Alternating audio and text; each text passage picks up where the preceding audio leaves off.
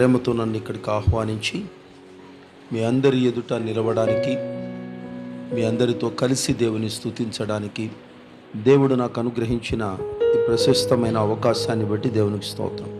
పరిశుద్ధ గ్రంథమైన బైబిల్ గ్రంథంలో నుండి రోమీయులకు రాసిన పత్రిక 8వ అధ్యాయం 37 నుండి 39 వచనాల వరకు చదువుకుందాం. అయినను మనలను ప్రేమించిన వాని ద్వారా మనము వీటన్నిటిలో అత్యధిక విజయము పొందుచున్నాం. మరణమైనను జీవమైనను దేవదూతలైనను ప్రధానులైనను ఉన్నవి అయినను రాబోవునవి అయినను అధికారులైనను ఎత్తైనను లోతైనను సృష్టింపబడిన మరి ఏదైనను మన ప్రభువైన క్రీస్తు యేసు నందలి దేవుని ప్రేమ నుండి మనలను ఎడబాప నేరవని రూఢిగా నమ్ముచున్నాను. చాలు. మరొక వాక్య భాగం కూడా చదువుకుందాం. ఇదే రోమీయులకు రాసిన పత్రిక 7వ అధ్యాయం 24వ వచనాన్ని చూద్దాం ఒకసారి. అయ్యో దానికి 23 కూడా చూడమ్మా. వేరొక నియమము నా అవయవములలో ఉన్నట్లు నాకు కనబడుచున్నది, అది నా మనస్సునందున్న ధర్మశాస్త్రముతో పోరాడుచు నా అవయవములలోనున్న పాప నియమమునకు నన్ను చెరపట్టి లోబరుచుకొనుచున్నది. అయ్యో నేనెంత దౌర్భాగ్యుడను, ఇట్టి మరణమునకు లోనగు ఈ శరీరము నుండి నన్నెవడు విడిపించును. చాలు. 8వ అధ్యాయం 2వ వచనం. క్రీస్తు యేసునందు జీవమునిచ్చు ఆత్మ యొక్క నియమము పాప మరణముల నియమము నుండి నన్ను విడిపించను. చాలు. ఈ వాక్యాలు మీ మనస్సులో అట్టి పెట్టుకోండి జాగ్రత్తగా. ఈ చదివిన ఈ వాక్య భాగాలలో మొదటిగా రోమీయులకు రాసిన పత్రిక 8వ అధ్యాయం 37వ వచనాన్ని చదువుకున్నాం. అయినను మనలను ప్రేమించిన వాని ద్వారా మనము వీటన్నిటిలో అత్యధిక విజయము పొందుచున్నాం.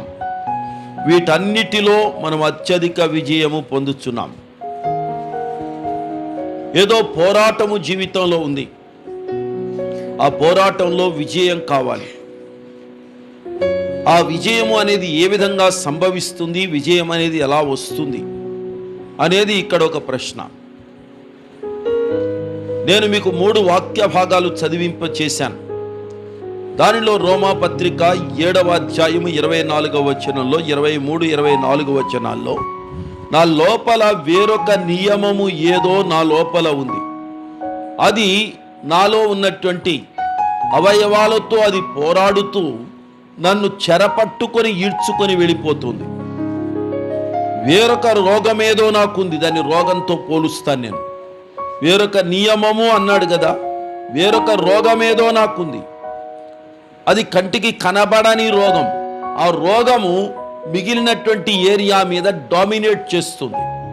బాడీలో మెడికల్ టర్మినాలజీ ప్రకారంగా చెప్పాలి అంటే ప్రతి ఒక్క వ్యక్తిలోనూ కొన్ని ఎర్ర రక్త కణాలు ఉంటాయి, అలాగే తెల్ల రక్త కణాలు కూడా ఉంటాయి. ఎర్ర రక్త కణాలు తెల్ల రక్త కణాల మీద దాడి చేసి ఎర్ర రక్త కణాలు సఫిషియెంట్గా ఉంటే ఈ యొక్క బ్లడ్ సెల్స్ ఏవైతే ఉన్నాయో అవి వైట్ సెల్స్ మీద డామినేట్ చేసి మనిషి ఆరోగ్యంగా క్షేమంగా ఉండడానికి అవకాశాలు కలిగిస్తాయి. అదే వైట్ బ్లడ్ సెల్స్ గనక బాగా పెరిగిపోయినాయి అనుకోండి, బాడీలో మనిషిలో ఉండేటువంటి ఇమ్యూనిటీ పవర్ తగ్గిపోతుంది, బ్లడ్ తగ్గిపోతుంది, వైట్ సెల్స్ పెరిగిపోతాయి, ఎన్నో రకాలైన రోగాలు వస్తాయి. అంతుపట్టని రోగాలతో మనిషి భయంకరమైనటువంటి విషమ పరిస్థితులను ఎదుర్కోవడానికి వెళ్ళిపోతాడు. ఇతని యొక్క బాడీ మీద దాడి చేస్తున్నది ఒకవేళ రెడ్ సెల్స్ కావాలి కాబట్టి, ఒకవేళ 1 bottle or 2 bottles and 3 bottles blood కనుక మరలా తిరిగి ఏదైనా తీసుకొచ్చి మనకి ఎక్కించినా వైట్ సెల్స్ యొక్క డామినేషన్ కనుక పెరిగితే ఆ వైట్ సెల్స్ రెడ్ సెల్స్ మీద దాడి చేసి మెల్లగా వీటిని నిర్వీర్యం చేస్తాయి. మరలా తిరిగి మనిషి రోగగ్రస్తుడవుతాడు. అది మెడికల్ మెథడాలజీ, అది లేక వైద్యపరంగా ఉండేటువంటి విధానం అది. ఇక్కడ భక్తుడైనటువంటి పౌలు రాస్తూ అంటాడు, నా లోపల వేరొక నియమము, వేరొక సిక్నెస్ ఏదో ఉంది, అది నా మిగిలిన బాడీ మీద, ఆరోగ్యకరమైన నా వ్యవస్థ మీద దాడి చేస్తుంది. అది దాడి చేయడం మాత్రమే కాదు, దాన్ని లోబరుచుకొని దాన్ని కట్టేస్తుంది, దాన్ని చెరపట్టుకొని ఈడ్చుకొని వెళ్ళిపోతుంది. అది నాలో ఒక రకమైన వీక్నెస్ అనేది ప్రారంభమవుతుంది, బలహీనతలు నాలో పెరిగిపోతున్నాయి. నేను ఏదైతే చెయ్యాలి అనుకుంటున్నానో చెయ్యలేకపోతున్నాను, ఏది చెయ్యొద్దు అనుకుంటున్నానో దాన్నే చేసేస్తున్నాను.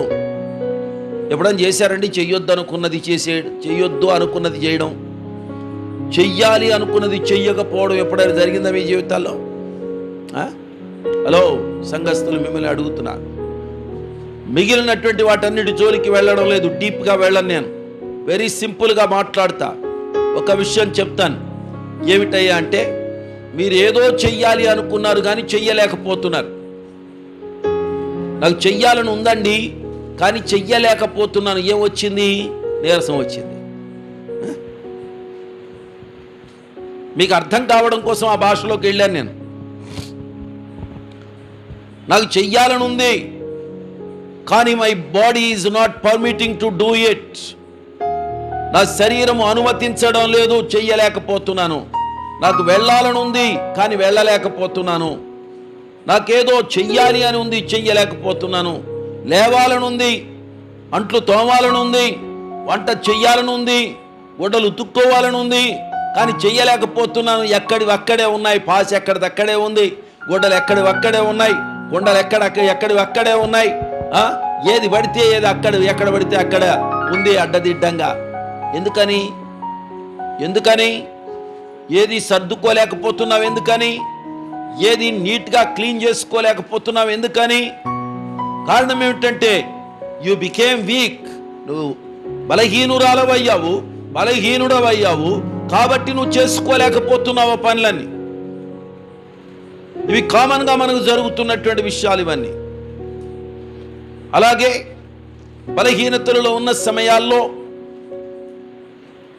మీరు కొన్నిటిని చెయ్యొద్దు అనుకుంటారు, కానీ because of your mental weakness and physical weakness, మీకున్నటువంటి భౌతికమైన అనారోగ్యాన్ని బట్టి, బలహీనతను బట్టి, మానసికమైన బలహీనతను బట్టి మీకేమొస్తుంది? మెయిన్గా నీరసం రావడంతో పాటుగా విసుగు కూడా వస్తుంది. మీకుందా విసుగు? ఇక్కడ ఉన్నటువంటి వాళ్ళకి చెప్తున్నాను, మీకు ఎప్పుడైనా విసుగు వస్తుందా? నాకు ఒక్కడికేనా అండి విసుగు వస్తుందా? ఎప్పుడైనా వచ్చిందా విసుగు? మీకు విసుగు వచ్చిందా? మీకు మగాళ్ళకి చెప్పండి బాబు, వెనక మన కూర్చున్నాడు. విసుగు వస్తుందా మీకు ఎప్పుడైనా? అసలు విసుగు ఎందుకు వస్తుంది మీకు?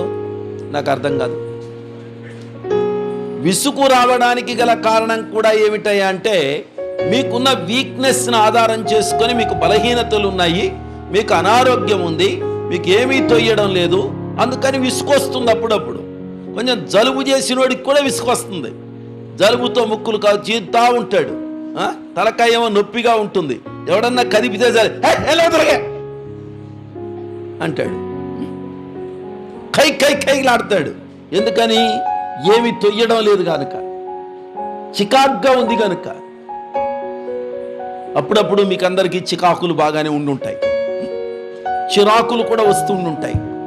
అప్పుడప్పుడు విసుకొచ్చేసేసి ఎదుటివాడి మీద, వాళ్ళ మీద, వీళ్ళ మీద, భర్త మీద, భార్య మీద, బిడ్డల మీద, అమ్మ మీద, నాన్న మీద కైలాడినటువంటి సందర్భాలు బోళ్ళని ఉండుంటాయి.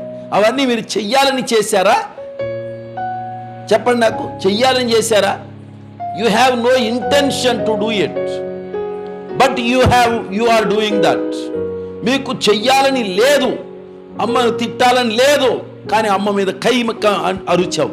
అలాగే మీ బిడ్డల మీద అరవాలని లేదు, కానీ అరుపులు వచ్చేసాయి. ఎదుటి వాళ్ళతో పోట్లాడాలని లేదు, కానీ పోట్లాడేసేసావు. Without intention we are doing all these things. మనకు ఉద్దేశము లేకుండానే, ఉద్దేశపూర్వకంగా కాకుండా ఉద్దేశము లేకుండానే ఇక మీదట కోప్పడకూడదు, ఇక మీదట నోరు జారకూడదు, ఇక మీదట ఎవరిని ఏమీ అనకూడదు, ఇక మీదట ఎవరిని ఏమీ కూడా తిట్టకూడదు అని అనుకుంటావు. రేపు పొద్దున ఇంకా 10 తిట్లు ఎక్కువ తిడతావు. ఇది మానవునిలో ఉండేటువంటి ఒక వీక్నెస్ అంటాడు.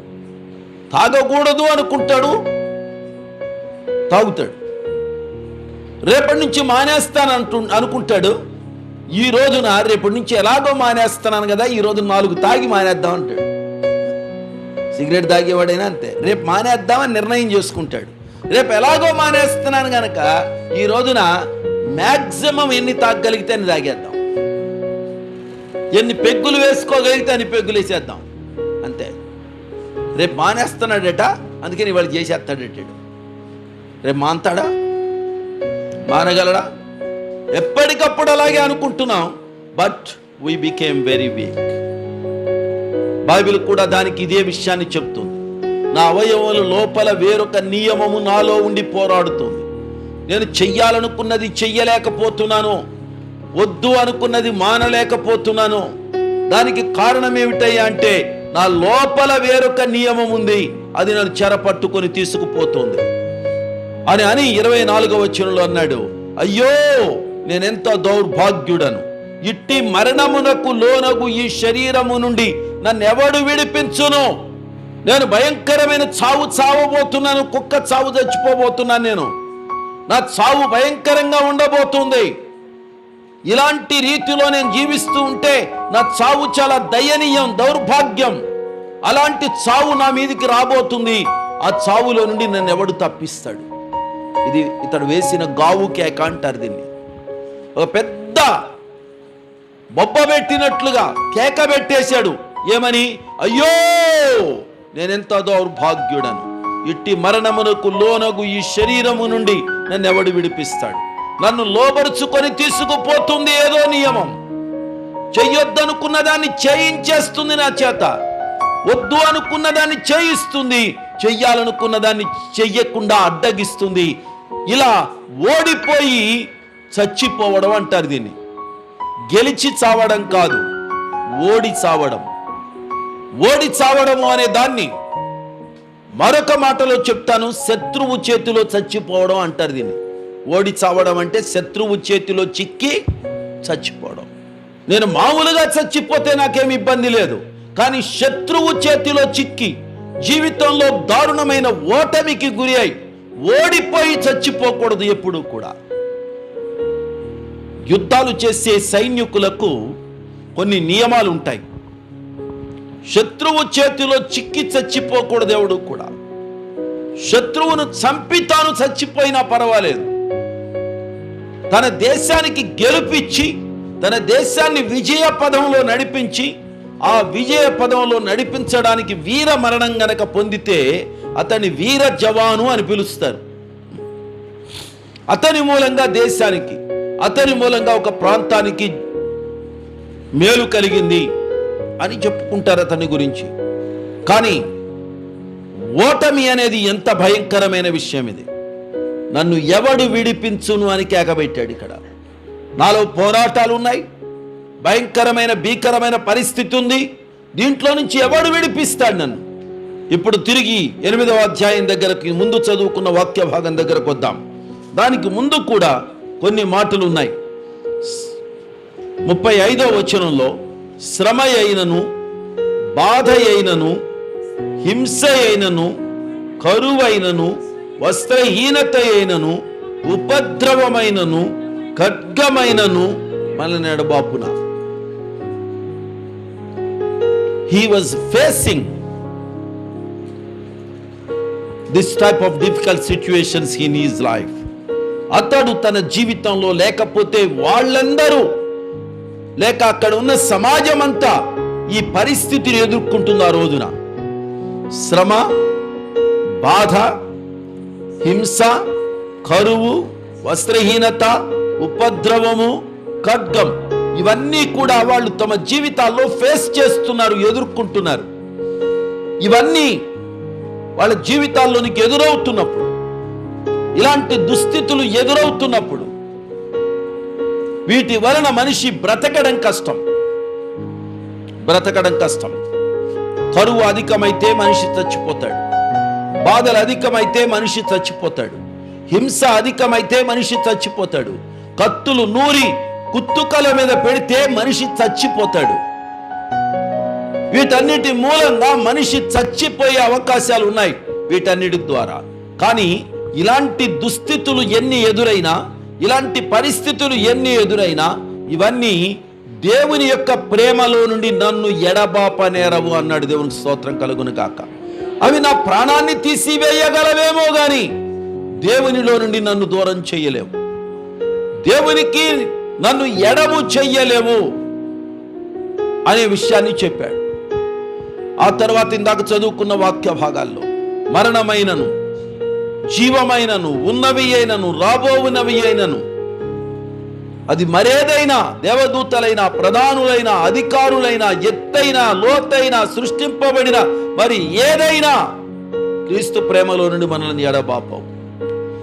ఇన్ని సమస్యలు ఉన్నాయి.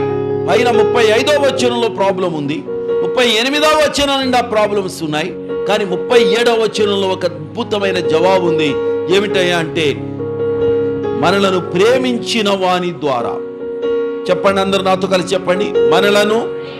నాతో చెప్పండి. మనలను ప్రేమించిన వాని ద్వారా వీటన్నిటిలో అత్యధిక విజయము పొందుచున్నాము. అత్యధిక విజయము పొందుచున్నాము. Praise the lord. ఎవరి ద్వారా? మనలను ప్రేమించిన వాని ద్వారా. ఇక్కడున్న వాక్యం చూద్దాం మనం. మనలను ప్రేమించిన వాని ద్వారా. హల్లెలూయా, హల్లెలూయా. ఆయన ఏం చేస్తున్నాడు? మనల్ని ప్రేమిస్తున్నాడు. కాబట్టి మనలను ప్రేమించే వాని ద్వారా మనము వీటన్నిటిలో అత్యధిక విజయం పొందుతున్నాం. అంటే విజయం ఎవరిస్తున్నారు మనకు? ఆ శబ్దం అక్కడ ఎలా ఉందో అలాగే చెప్పండి. యేసయ్య యేసయ్య యేసయ్య అంటూ ఉంటారు, కానీ మీరు యేసు నామాన్ని జపిస్తారు. నాకు తెలుసు క్రైస్తవ సంఘాలన్నీ యేసు నామాన్ని జపిస్తాయి. యేసు ఏం చేస్తున్నాడో తెలియదు వీళ్ళకి. యేసునామ జపం ఉంది వీళ్ళ దగ్గర, కానీ యేసు ఏం చేస్తాడో తెలియదు మనకి. యేసు ఏం చేస్తున్నాడు ఇక్కడ? యేసయ్యే, ఆయన యేసయ్య అమ్మ, తప్పేం కాదు, మీరు అన్నది కరెక్టే. కానీ ఆయన ఏం చేస్తున్నాడో అది ఇంకా మీరు అర్థం చేసుకోగలిగితే ఆయన పట్ల మీకు కృతజ్ఞత పెరుగుతుంది, ఆయన పట్ల మీ విశ్వాసం పెరుగుతుంది, ఆయన కొరకు జీవించాలనే ఒక తపన మీలో పెరుగుతుంది, ఆయన కొరకు బ్రతకాలి అనేటువంటి కోరికలు పెరుగుతాయి, మీ సమర్పణ కూడా పెరుగుతుంది. దేవునికి స్తోత్రం. ఇప్పుడు ఈ భాగంలో ఆయన ఎవరని చెప్తుందో తెలుసా? ఈ వాక్య భాగం, ఆయన మనలను ప్రేమించిన వాడు. దేవునికి స్తోత్రం. ఆయన ఎవరు? ఆయన మనల్ని ప్రేమించిన వాడు, మనల్ని అభిమానించిన వాడు కాదు. ఆయన మనల్ని ప్రేమించిన వాడు. ప్రేమించేవాడు మన కోసం పోరాడతాడు. ప్రేమించేవాడు మన కోసం మన శత్రువును ఆయనే ఎదుర్కొంటాడు. ప్రేమించేవాడు మనకు తగలవలసిన దెబ్బలు మనకు తగలకుండా తాను పొందుతాడు. ప్రేమించేవాడు మనము చావవలసిన స్థానంలో తాను తన ప్రాణాన్ని అడ్డం వేసి అవసరమైతే తాను చచ్చి మనలను బ్రతికిస్తాడు. దేవునికి స్తోత్రం. మనకున్నవాడు సామాన్యుడు కాదు. మనకున్నవాడు సామాన్యుడు కాదు.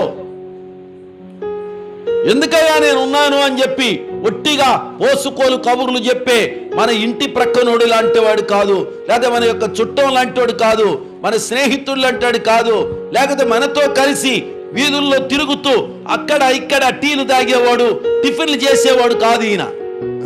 నేనున్నాను బ్రదర్, మీతో పాటు వస్తానంటాడు. అవును, మనతో పాటు వస్తాడు. అడేమన్నా మనకు పెడతాడా?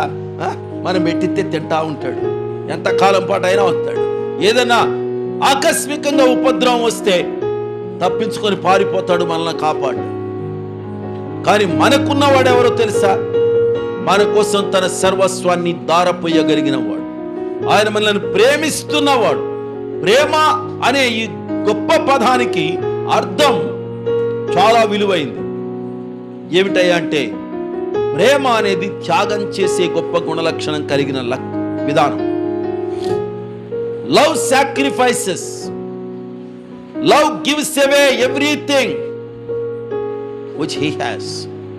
ప్రేమ అనేది తనకున్నదంతా దారపోసేది. ప్రేమకు స్వీకరించే గుణం మాత్రమే ఉండదు, ప్రేమకు పూర్తిగా ఇచ్చివేసే గుణం ఉంటుంది. ఇచ్చివేసే దాన్ని ప్రేమ అంటాం, పుచ్చుకునే దాన్ని అంతటిని ప్రేమ అని అనవండి. పుచ్చుకునే దాన్ని ప్రేమ అనం, ఇచ్చివేస్తున్న దాన్ని మనం ప్రేమ అంటాం. మనకున్నవాడు, మనల్ని ప్రేమించిన వాడు తనకున్నదంతా మనకి ఇచ్చేశాడు. ఆయన ద్వారా మనము వీటన్నిటిలో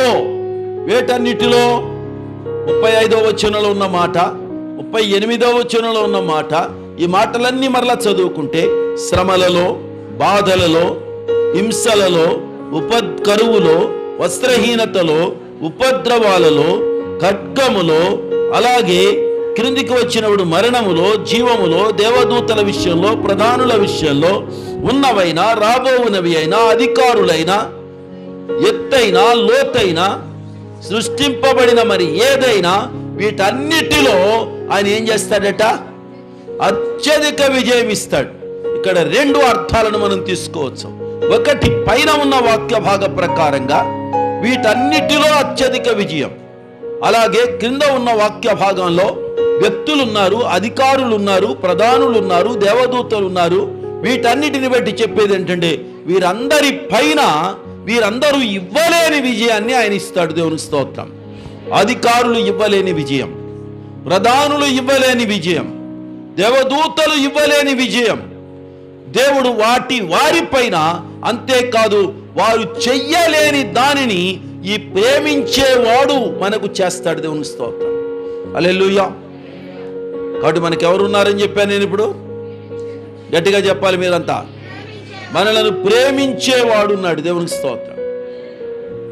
ఆయనను మీరు అర్థం చేసుకుంటే చాలు, మీ విజయాలు ఆయన ద్వారానే మీకు సంప్రాప్తం అవుతాయి. What type of defeats you are facing, ఏ విధమైన ఓటమిని మీరు ఎదుర్కొంటున్నారో నాకు తెలియదు. ఏ సమస్య మీ జీవితాన్ని వేధిస్తుందో నాకు తెలియదు. ఎక్కడ అలజడి చెందుతున్నారో నాకు తెలియదు. ఎక్కడ ఆవేదనతో కృంగిపోతున్నారో నాకు తెలియదు. ఎక్కడ మానసికంగా చంచలత్వంతో కృంగిపోతూ వేసారిపోతున్నారో నేను ఎరుగను. కానీ మిమ్ములను ప్రేమించేవాడు, మనలను ప్రేమించేవాడు, అది ఎలాంటి సమస్య అయినా, అది రోగమే కావచ్చు, అది బలహీనత కావచ్చు, అది మానసిక రుగ్మత కావచ్చు, లేక అధికారాల ద్వారా వచ్చినటువంటి పెత్తందారి వ్యవస్థ ద్వారా వచ్చినటువంటి చిక్కులు చికాకులు కావచ్చు, అవేవైనా సరే ప్రేమించేవాడు వాళ్ళందరికంటే ఘనుడు. ప్రేమించేవాడు ఎదుట ఇవన్నీ కూడా ఓడిపోతాయి తప్ప ఇవేవి కూడా గెలవవు. దేవునికి స్తోత్రం. ఆయన మీ వాడైతే, ఆయన మీతో పాటు ఉంటే, ఆయన మిమ్మల్ని వెంబడిస్తూ ఉంటే, లేదా ఆయనను మీరు వెంబడిస్తూ ఉన్నట్లయితే మీరు ఓటమిని మాత్రం ఎన్నడూ పొందరు. దేవునికి స్తోత్రం. మీరు గెలుస్తారు. మీ సమస్యల మీద మీరు విజయాన్ని పొందుతారు.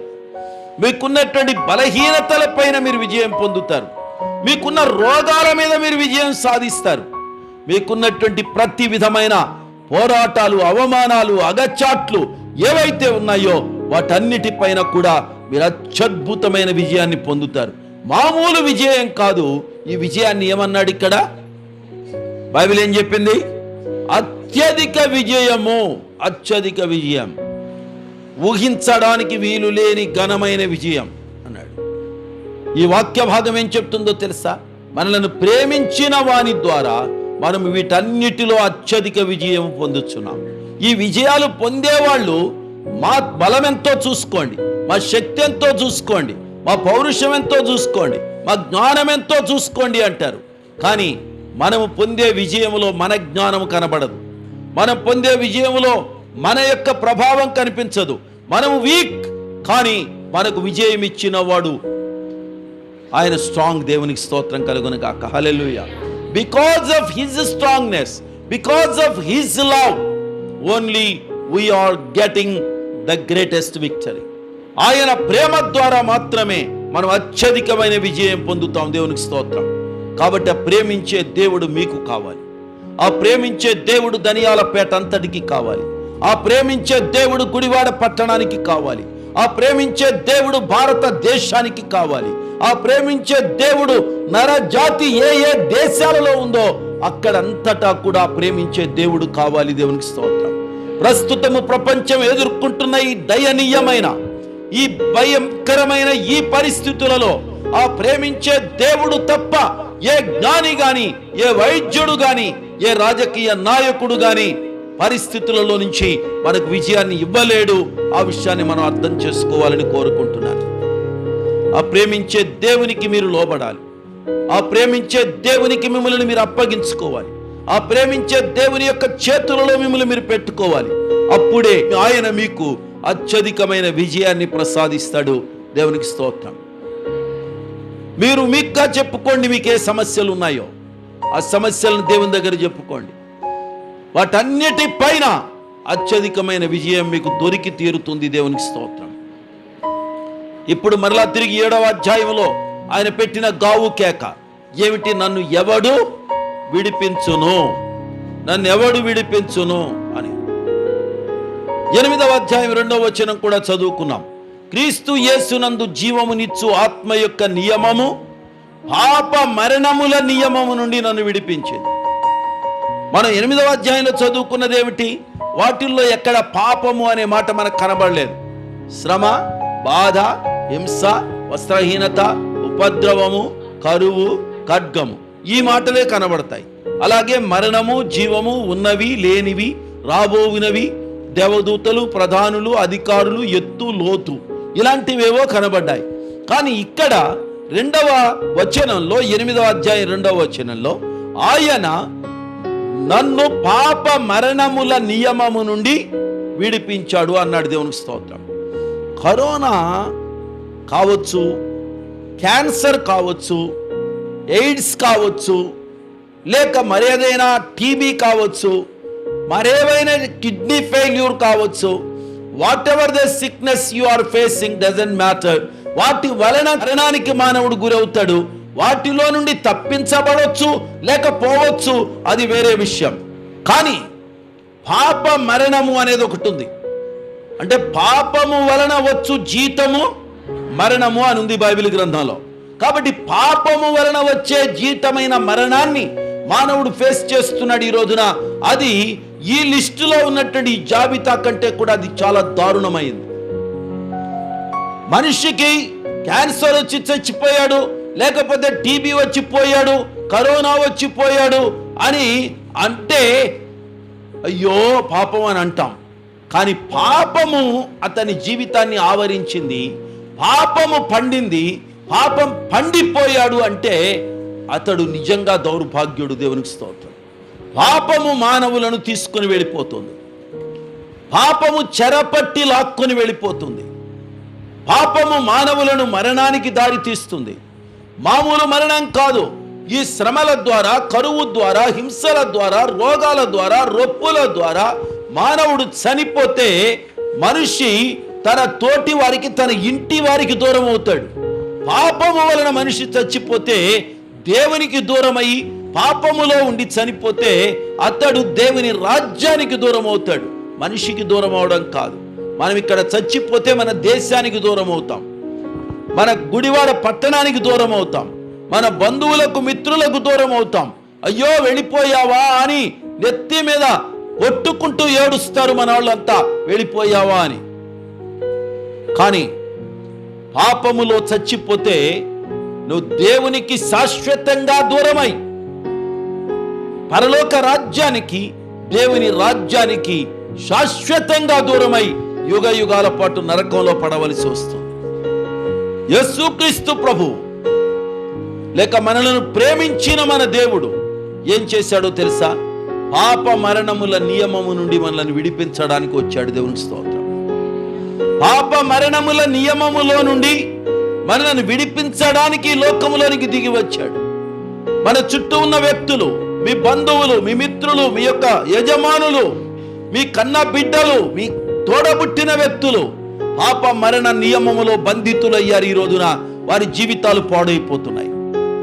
వారు పాపములో బ్రతుకుతున్నారు, అవినీతిలో జీవిస్తున్నారు, అక్రమాలకు లొంగిపోతున్నారు, అనేక రకాలైనటువంటి అపవిత్ర కార్యాలు వాళ్ళు జరిగిస్తున్నారు.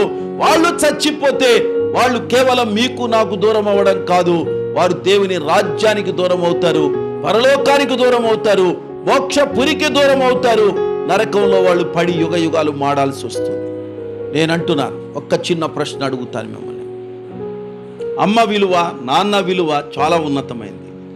వాళ్ళని నిజంగా మీరు ప్రేమిస్తున్నారా? ప్రేమిస్తూ ఉంటే వాళ్ళకి ఏదైనా ఇబ్బంది కలిగితే మీరు ఓర్చుకోగలరా? మీరు తట్టుకోగలరా? అలాగే మీ అన్నయ్యలు, మీ అక్కయ్యలు, మీ మేనమామలు, మేనత్తలు ఎవరైనా కావచ్చు, వాళ్ళందరినీ మీరు నిజంగా ప్రేమిస్తున్నారా? చెప్పాలి, నాకు జవాబు కావాలి. వాళ్ళందరంటే మీకు ప్రేమ ఉందా లేదా అని నాకు డౌట్ ఇప్పుడు. ఎందుకంటే కాలం గడిచిపోతుంది. వెనకటి కాలంలో వేలిడిచిన మేనమామలు, తాతలు, ముత్తాతలు అందరూ అంటే పడి చచ్చిపోయేవాళ్ళు. వాళ్ళంటే చాలా ఇష్టంగా ఉండేది. ఈ మధ్యకాలంలో కట్టుకున్నాడంటే ఇష్టం ఉండడం లేదు, కన్నోడంటే ఇష్టం ఉండడం లేదు, అలాగే తోడబుట్టినోడంటే ఇష్టం ఉండడం లేదు. అసలు ప్రేమ అంటే ఏమిటో అర్థం కావడం లేదండి జనాలకి. అక్రమము విస్తరించటం వలన ప్రేమ చల్లారిపోతుంది అని ఉంది బైబిల్లో. అదే జరుగుతుంది ఈ రోజున. అక్రమాలు పెరిగిపోయినాయి, ప్రేమ లేదు ఇవాళ. ఒకడినొకడు ప్రేమించుకోవడం లేదు.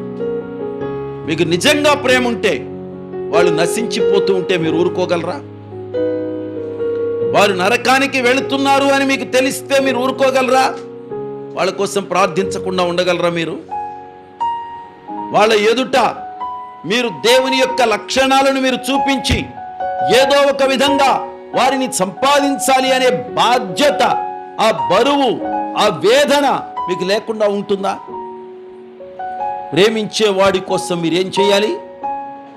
మిమ్మల్ని మీరు అప్పగించుకునేటట్లుగా మీరు మారాలి. దేవునికి స్తోత్రం. If you love your family member or anybody, ఖచ్చితంగా మీరు కూడా ఆ ప్రేమతోనే దేవుడు మిమ్మల్ని ప్రేమించి మీకోసం ఏ విధంగా తన జీవితాన్ని ఆయన మీకు అప్పగించుకున్నాడో అలాగే మీరు ప్రేమిస్తూ ఉన్నట్లయితే మీరు అవతల వాళ్ళతో పోట్లాటలు కాదు, అవతల వాళ్ళతో కొట్లాటలు కాదు, నా పంతమే నెరవేరాలి అనే మొండితనాలు కాదు, మూర్ఖత్వాలు కాదు. అవతల వాడిని ప్రేమించి మీ యొక్క విధేయత ద్వారా, మీ మంచితనం ద్వారా మీ వాళ్ళందరినీ మీరు సంపాదించుకోవాలి. వాళ్ళల్లో ఏ ఒక్క ఆత్మ నరకానికి వెళ్ళకూడదు. ఆ భారం మీకు ఉండాలి. దేవునికి స్తోత్రం కలుగునగాక. హల్లెలూయా. మీరు నిజంగా ప్రేమిస్తున్నట్లయితే ఈ రోజు నుంచి నేను మీకు ఒక చిన్న మాట చెప్తున్నాను. మీ కుటుంబంలో రక్షణ లేకుండా ఉన్న వ్యక్తులు ఎవరైతే ఉన్నారో వాళ్ళు రక్షించబడేంత వరకు కన్నీరు కార్చి ప్రార్థన చేయండి. వాళ్ళు రక్షించబడేంత వరకు మీరు యోగ్యమైన రీతిలో, నమ్మకమైన రీతిలో వారిని ప్రేమిస్తూ వారి ఎదుట దేవుని లక్షణాలను కనపరచండి. విధేయత చూపించండి, వినయాన్ని చూపించండి, గర్వం చూపించొద్దు. మీ గర్వం చూపించారనుకోండి, అవతలాడు రక్షించబడతాడా? దీనికి టెక్కెక్కురా అంటాడాడు. వీడికి కళ్ళు నెత్తి మీదకి వచ్చినరా అంటాడాడు. ఇలాంటి వాళ్ళని చూసి అవతలాడు మారు మనసు పొందుతాడండి. వాళ్ళని చూడండి ఎంత బుద్ధిమంతులు. ఎన్ని అన్నా కూడా ఎంత చక్కగా మనల్ని ప్రేమిస్తున్నారు. ఆ సాక్ష్యాన్ని మీరు పొందగలిగితే అవతల వ్యక్తుల జీవితాలు అద్భుతమైన రీతిలో మీ వశమైపోతాయి. దేవునికి స్తోత్రం. ఇదిగో మీ చేతుల్లో ఉన్న పరిశుద్ధ గ్రంథమైన బైబిల్ గ్రంథం ఉందే, దీంట్లో దేవుని ప్రేమ ఉంది. దేవునికి స్తోత్రం. ఆ ప్రేమను మీరు కనపరచండి. దీనికంటే అద్భుతంగా ప్రజలను గెలవడానికి తగిన సాధనం మరొకటి ఏదీ లేదు. దేవునికి స్తోత్రం. ప్రేమ చేత మనం దేనినైనా గెలవచ్చు. ప్రేమకు ఉన్నటువంటి శక్తి మరి ఏ ఆకుకు లేదు, ఏ సొమ్ముకు లేదు, ఏ సోకుకు లేదు, లేకపోతే మెడలో పెట్టుకున్నటువంటి గొలుసులకు లేదు, తలలో పెట్టుకున్న మల్లె పూలకు లేదు. అంటే ఆవాసనలా మనుషులను వసిపరిచేది ఇదిగో ఈ ప్రేమకున్నటువంటి సువాసన మరి ప్రపంచంలో దేనికి లేదు. దేవునికి స్తోత్రం కలుగునగాక. హల్లెలూయా. నేను యేసు ప్రభు దగ్గరకు రావడానికి గల కారణం ఏదైనా ఉంది అంటే ఆయన ప్రేమ నేను తెలుసుకోగలిగాను. ఆయన ప్రేమ నాకు అర్థమైంది. యేసు ప్రభు నన్ను బాగు చేసినందువలన, రోగం వచ్చినందువలన, ఆ రోగాన్ని స్వస్థపరిచినందువలన నేను ఆయన దగ్గరకు రాలేదు. లేదా నాకు ఉద్యోగం వచ్చినందువలన యేసు ప్రభు దగ్గరకు రాలేదు. కానీ ఒకానొక రోజున ప్రభు యొక్క సువార్త నాకు అందింది. ఆ సువార్తను నేను విన్నాను. ఆ సువార్తలో నాకు ఆయన అద్భుతమైన వ్యక్తిగా కనబడ్డాడు. మానవ జాతిని ప్రేమించి, మానవ జాతి కోసం, నా కోసం, నీ కోసం, సర్వ మానవాళి కోసం తన ప్రాణాన్ని అప్పగించినటువంటి ప్రేమామయుడుగా ఆయన నాకు కనబడ్డాడు. ఆయనకున్నంత ప్రేమ ప్రపంచంలో నాకెవడికి కనబడలేదు. ఆయనలో ఉన్నంతటి స్వచ్ఛత మరెవరిలో కనబడలేదు. ఆయనలో ఉన్న పరిశుద్ధత మరెవరి దగ్గర నేను చూడలేదు. నేను అనేకమైన దేవతలను, దేవుళ్లను ఆరాధించిన వ్యక్తిని ఒకానొక దశలో, అనేకమైనటువంటి ఆచారాల వెంటపడి వెళ్ళిన వ్యక్తిని, అనేక మందికి దండాలు పెట్టాను, అనేక మందికి బొట్లు పెట్టాను, ఎన్నో పెట్టాను. కానీ వాళ్ళల్లో ఎవరిలో లేని పరిశుద్ధత నా యేసులో నేను కనుగొన్నాను. ఎవరిలో లేని ప్రేమ నా యేసులో నేను కనుగొన్నాను. ఎవరు చెయ్యని త్యాగం ఈ యేసు ప్రభువులో నేను కనుగొన్నాను. దేవునికి స్తోత్రం. అందరూ చంపారు, కానీ నా యేసు నన్ను బ్రతికించడానికి తాను చచ్చాడు. దేవునికి స్తోత్రం. అదే నా యేసుకు మిగిలిన వారికి డిఫరెన్స్. నా మీద కోపం వచ్చి నన్ను చంపేశారు వెనకటి కాలంలో చాలా మంది. కానీ నా మీద ప్రేమ చూపించి, నా మీద కోపగించుకోకుండా, నా మీద ప్రేమ చూపించి నన్ను ఏమీ చేయకుండా నా కోసం తానే చచ్చిపోయి నిన్ను ఇంత ప్రేమిస్తున్నానయ్యా అని చెప్పాడు ఆయన. దేవునికి స్తోత్రం.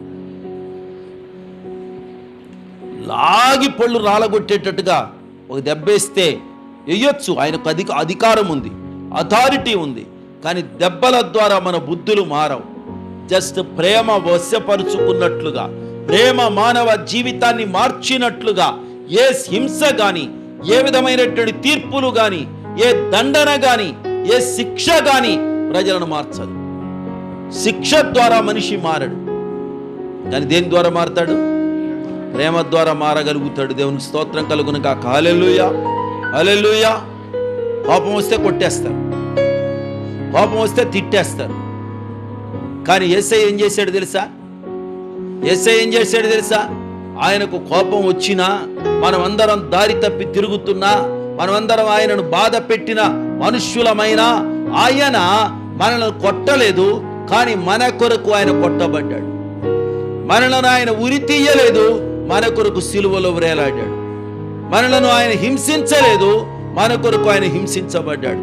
మనలను ఆయన శ్రమ పెట్టలేదు, మన కొరకు ఆయన శ్రమ నొందాడు. దేవునికి స్తోత్రం. అదే మన యేసులో ఉన్న యూనిక్నెస్, మన యేసులో ఉన్న ప్రత్యేకత అంటారు. దేవునికి స్తోత్రం. అందుకే ఈ ప్రత్యేకతలు నాకు అర్థమయ్యాయి. నేను మెల్లగా వీటిని కంపేర్ చేసి ధ్యానం చేస్తున్నప్పుడు నాకు ఈ ప్రత్యేకతలు అర్థమయ్యాయి. నాకు ఈయన కావాలి అని అనిపించింది. ఎందుకంటే నా బుద్ధి మార్చగలిగిన వాడు ఆయన ఒక్కడే. ఎందుకంటే నాకు కూడా ఇలాంటి ఆవేశాలు, కోపాలు అప్పుడప్పుడు వస్తాయి. అందుకని వీటికి చికిత్స కోపిష్టోడితో స్నేహం చేస్తే రాదు. మీ కోపం నాకు కోపం, మీతో స్నేహం చేస్తే నా కోపం పెరుగుతుంది. మీ కోపం వస్తుంది ఏదో అంటారు, నాకు కోపం వస్తుంది నేను లాగి కొడతా, అంతే. కోపం పెరుగుతుందా తగ్గుతుందా? కానీ నేను కొట్టినా నన్ను కొట్టకుండా నన్ను కౌగలించుకునే మనిషి, నేను తిట్టినా నన్ను తిట్టకుండా నన్ను ప్రేమించే మనిషి, నేను ఒకవేళ హింసించినా నన్ను హింసించకుండా సౌలా నన్ను ఎందుకు హింసించుచున్నావు అని ప్రేమతో నన్ను పలకరించే వ్యక్తి ఆయన ఒక్కడే నా జీవితాన్ని మార్చగలిగిన వాడు అని నాకు అర్థమయ్యింది. ఆయన కావాలి అని నాకు అభిప్రాయం కలిగినప్పుడు, ప్రభువా నీవు నాకు కావాలి అని నేను అడిగాను. ఆయన ఎదుట నా లోపాలన్నిటినీ నేను అంగీకరించి దేవుని పాదాల దగ్గర ప్రార్థించుకున్నాను. ఆయన నా వాడయ్యాడు, నేను ఆయన వాడనయ్యాను. దేవునికి స్తోత్రం. హల్లెలూయా. ఎందుకు అయ్యానో తెలుసా ఆయన వాడిని?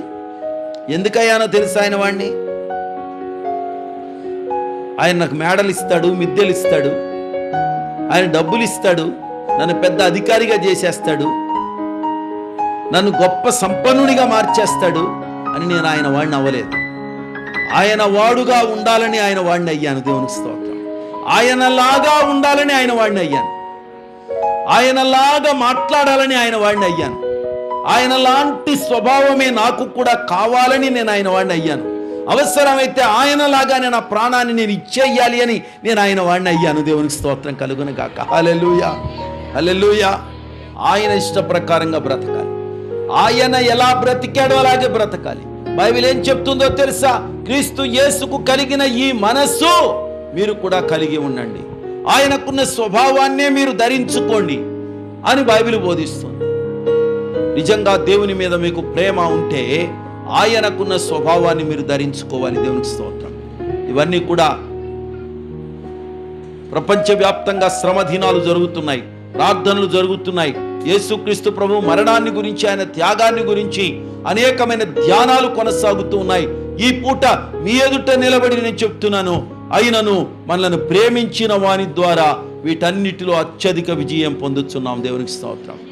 ఎప్పుడైతే ఆ ప్రేమించేవాడు నీకు అర్థమవుతాడో, ఆ ప్రేమించే వాని యొక్క స్వభావం నీకు అర్థమవుతుందో, ఆ ప్రేమించేవాడు నీకు ఎప్పుడైతే అండగా నిలబడతాడో అప్పుడు నీకు అన్ని విషయాలలో విజయం తప్పక సంప్రాప్తమవుతుంది.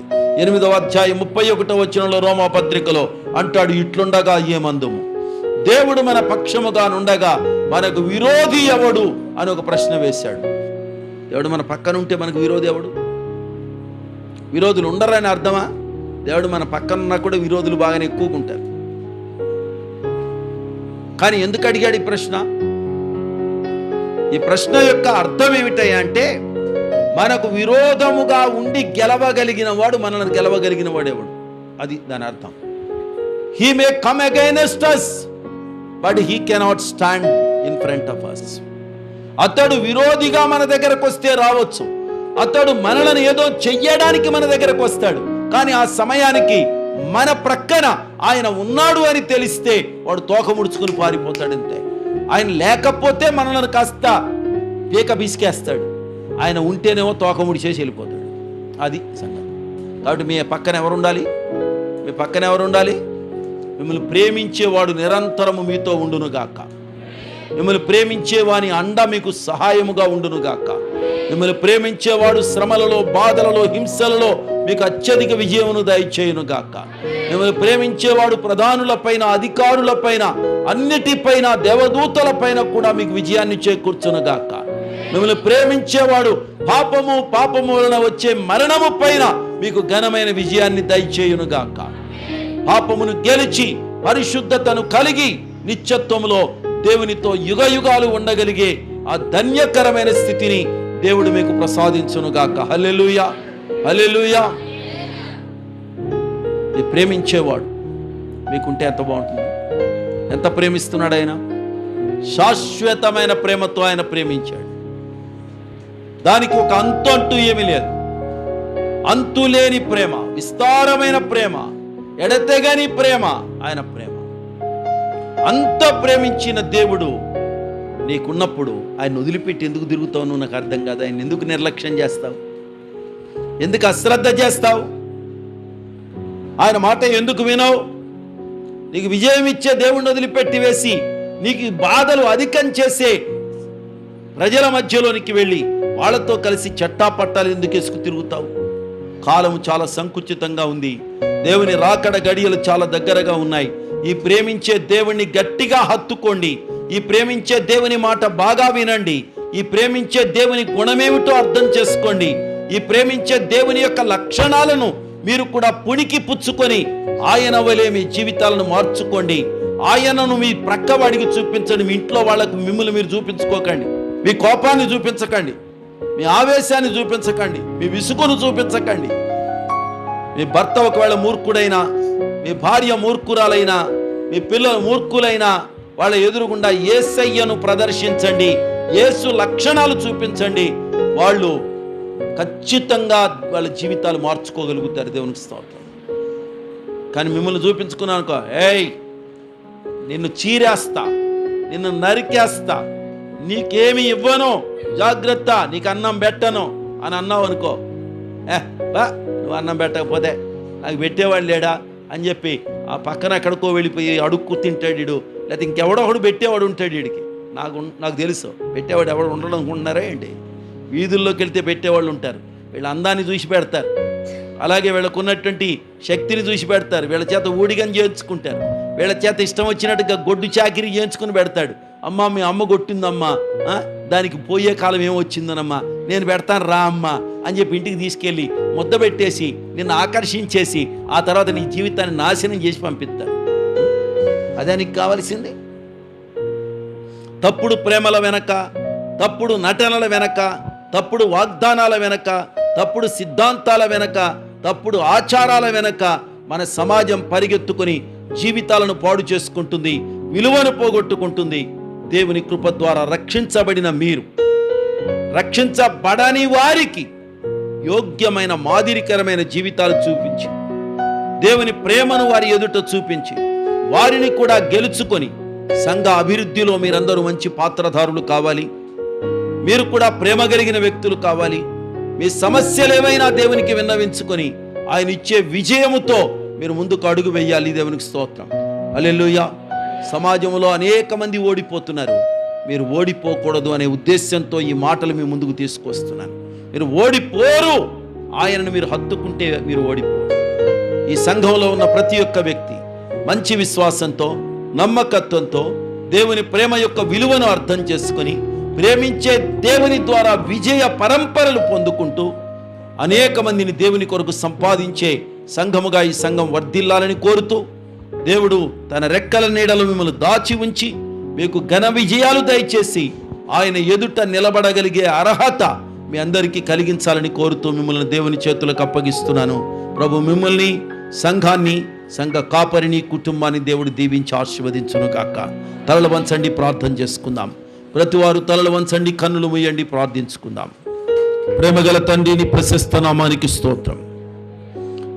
ఈ సంఘమును బట్టి, సంఘ కాపరి ఆనంద్ పాల్ గారిని బట్టి, వారి కుటుంబాన్ని బట్టి, వారికి అనుగ్రహించిన ఆత్మీయమైన బిడ్డలందరినీ బట్టి, ఈ దినాన ఇక్కడికి హాజరైనటువంటి విశ్వాసులు, అభిమానులు, శ్రేయోభిలాషులు అందరిని బట్టి, ఈ మాటలు వింటున్న ప్రియులందరిని బట్టి నీకు స్తోత్రం. అత్యధిక విజయం ఇవ్వగలిగిన ప్రేమించే దేవుడు ఆయన నీవు ఉన్నావు. నీ ప్రేమను అర్థం చేసుకొని ప్రేమించే దేవుడు అయిన నీకు తమ జీవితాలలో చోటిచ్చి నీవిచ్చే విజయాన్ని పొందుకొని నిత్య జీవాన్ని స్వతంత్రించుకునేలాగున కృప దయచేయండి. సమస్య ఏదైనా అత్యధిక విజయం ఇవ్వగలిగిన వాడవు నీవే. అది రోగమైనా, అది ఆర్థిక ఇబ్బంది అయినా, అది మానసిక రుగ్మత అయినా, అది అల్లరి గొడవ, ఏ కలత కల్లోలమైన, ఏ విధమైన దుస్థితి అయినా విజయాన్ని ఇవ్వగలిగిన వాడవు నీవే. మీ బిడ్డలకు విజయం ఇవ్వండి ప్రభువా.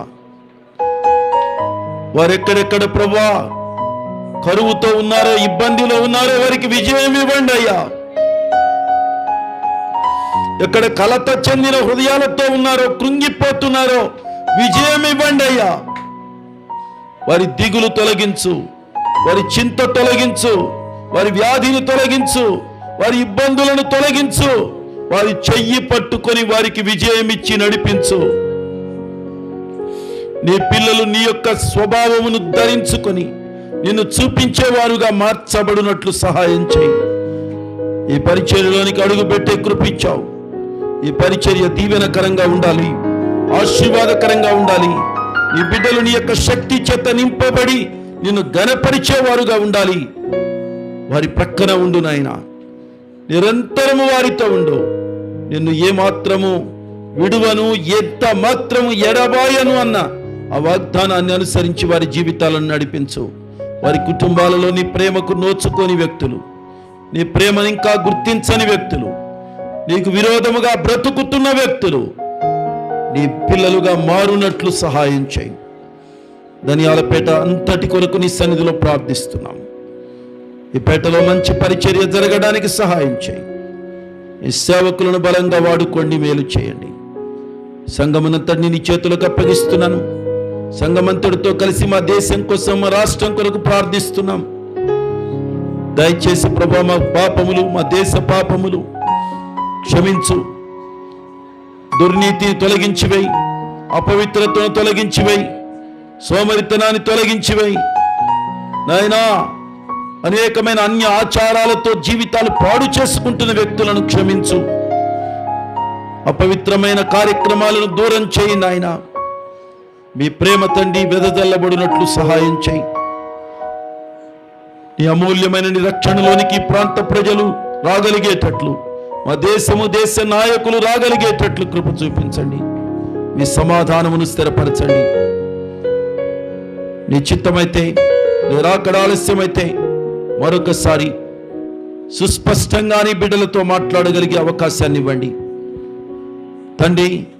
మా కలయిక కాకతాళీయమైంది కాకుండా ఒక శాశ్వతమైన ఆత్మ సంబంధమైన బంధముతో ఆత్మీయతలో ఎదుగుతూ నిన్ను గణపరచడానికి, రాకడ కొరకు సిద్ధపరచబడ్డానికి, నీ రాకడ కొరకు మంచి పని మేము కలిసి చేయడానికి సహాయం చేసి నడిపించండి. సమాధానం ఇవ్వండి. యేసు పవిత్రమైన శక్తి కలిగిన మహోన్నతమైన దివ్య నామం పేరిట ఈ మనవులు ప్రార్థించి బ్రతిమలాడి వేడుకుంటున్నాము తండ్రి. Amen. God bless you all. అలాగే కళ్ళు మూసుకోండి. మన తండ్రి అయిన దేవుని ప్రేమ, మన రక్షకుడైన క్రీస్తు యేసు దివ్య కృప, ఆదరణకర్త అయిన పరిశుద్ధాత్మని నిత్య సహవాసము సన్నిధి, ఆయన్ను ప్రేమించి సేవించు వారికి, కూడి ఉన్న మీకు, మీ ద్వారా అనేకులకు తోడయుండి బలపరిచి రక్షించి స్థిరపరిచి నడిపించునుగాక. Amen. Right. God bless you all. దేవుడు మిమ్మల్ని దీవించునుగాక. రైట్.